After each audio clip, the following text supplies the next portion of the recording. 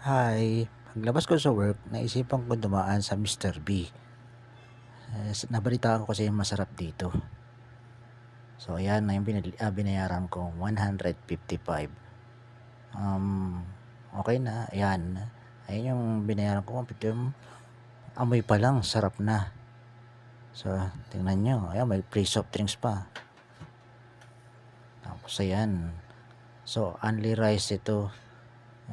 Nag-video na, ayan. Sinimulan ko ng kumain. Tapos, ayan, nilagay ko yung sili, tinikman ko yung sabaw. Sana yummy, no? Nakapangalawang tikim pa ng sabaw.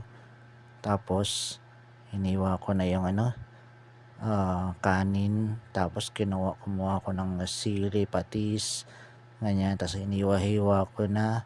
Tapos yun, sinubo ko. Sarap. Ganun kasarap. Yan, pakita ko sa inyo. Ayan yung itsura ng kinain ko. So, kita nyo na sobrang sarap talaga. Tingin pa lang, amoy pa lang, sobrang sarap na. Ayan ang paligid ng Mr. B. So, kitang-kita nyo naman, ang daming kumakain. Actually, ayan, hindi naman siya ganun kalaki. Ayan, ubos ko na. Kaya, yung simut.